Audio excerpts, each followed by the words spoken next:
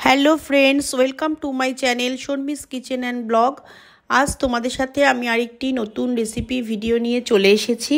অনেক দিন যাবতই ফুল recipe blog আমি দিতে পারিনি, শর্টসে দিয়েছি।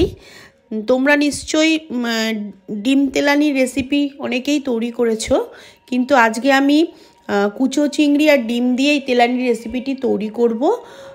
তাহলে পুরো ভিডিওটি স্কিপ না করে তোমরা দেখতে থাকো আজ আমি এই রেসিপিটি কিভাবে তৈরি করছি। চলো। ডিম দিয়ে কুচো চিংড়ি রেসিপিটি তৈরি করব বলে আমি প্রথমে চিংড়ি মাছগুলোকে ভালো করে ধুয়ে একটু নুন হলুদ দিয়ে হালকা ভেজে নিয়ে একটা বাটির মধ্যে দুটো ডিম ফাটিয়ে নেব। ডিমটা আগে প্রথমে ভালো করে একটু ফাটিয়ে নেব।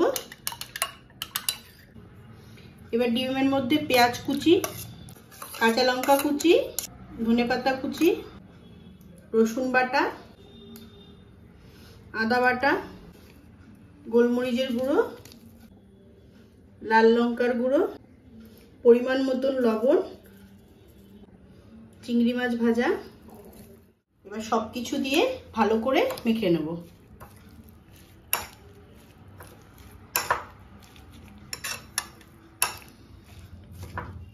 সবকিছু দিয়ে আমি এগুলোকে ভালো করে একটু ঘন করে মেখে নিয়েছি।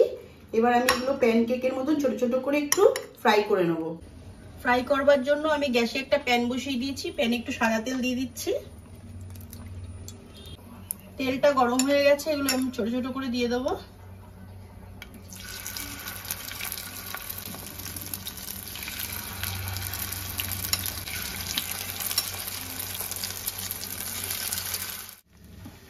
এক পিঠ হয়ে গেছে, এবার একটু উল্টে নেব।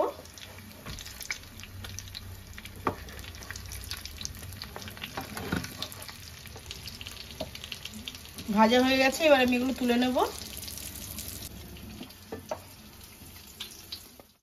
যেই তেলের মধ্যে আমি চিংড়ি মাছগুলো ফ্রাই করেছি তার মধ্যেই আমি দুটো শুকনো লঙ্কা আর একটু সাদা জিরে ফোড়ন দিয়ে দিলাম। ফোড়নটা একটু ভাজা ভাজা হয়ে গেছে, এবার একটু পেঁয়াজ কুচি দিয়ে দিই। পেঁয়াজটাকে একটু হালকা করে ভেজে নেব। পেঁয়াজটা আমার হালকা ভাজা হয়ে গেছে, এবার এর মধ্যে আদা বাটা, রসুন বাটা দিয়ে এবার রসুন আদাটাকে একটু ভালো করে পেঁয়াজের সাথে ভেজে নেব। আদা রসুনটাকে আমি পেঁয়াজের সাথে 1 মিনিটের মতো ভেজে নিয়েছি। এবার একটা টমেটো কুচি দিয়ে দিলাম। এবার এর মধ্যে হলুদ গুঁড়ো, লঙ্কার গুঁড়ো, ধনের গুঁড়ো, জিরার গুঁড়ো সব হাফ চামচ করে দিয়ে দিয়েছি। পরিমাণ মতো লবণ, মশলাটা যাতে পুড়ে না যায় তার জন্য একটু জল দিয়ে দিলাম। সব কিছু দিয়ে আমি ভালো করে মশলাটাকে কষিয়ে নেব।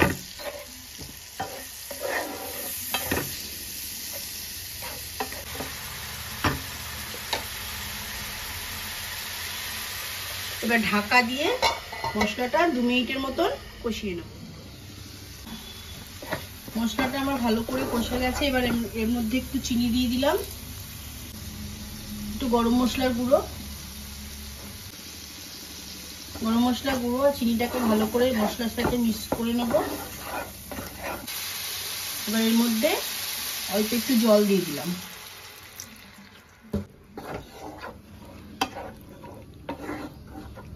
এবার ঝোলটা ফুটে যাক, ফুটে গেলে ভেজে রাখা যে চিংড়ি মাছগুলো সেগুলো দিয়ে দেবো।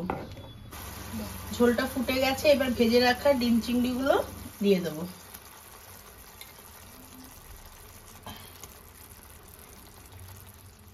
দুটো চেরা কাঁচা লঙ্কা দিয়ে দিলাম। অলরেডি আমার ডিম চিংড়ির এই তেলানি রেসিপিটি একদম রেডি হয়ে গেছে। তোমরা সবাই নিশ্চয়ই ডিমের তেলানি খেয়েছো, কিন্তু এইরকম গুঁড়ি চিংড়ি দিয়ে এটা তৈরি করে খাবে, খুবই ভালো লাগে খেতে। এইভাবে তৈরি করলে তোমরা চিংড়ি মাছ ডিম দুটোরই টেস্ট পাবে। ডিম দিয়ে করলে আলাদা লাগে খেতে, আর তার সাথে চিংড়ি মাছ একটু অ্যাড করে দিলে সেটা একটু টেস্ট বেড়ে যায়। সবাই জানো চিংড়ি মাছের স্বাদ একটা আলাদাই হয়। এবার একটু ওপর থেকে ধনেপাতা কুচি দিয়ে দিলাম।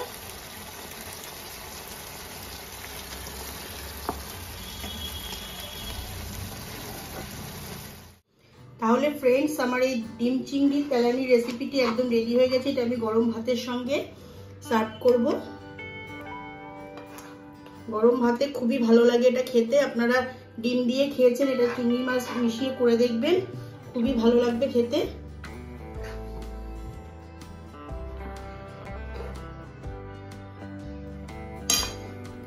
সাথে একটু গন্ধরাজ লেবু নিয়ে নেবেন। তাহলে আমার এই রেসিপিটি আপনাদের কেমন লাগলো আপনারা কমেন্ট করে জানাবেন। আর আমার এই ভিডিওটি যদি আপনাদের ভালো লেগে থাকে তাহলে আপনারা লাইক, কমেন্ট, শেয়ার, সাবস্ক্রাইব করবেন।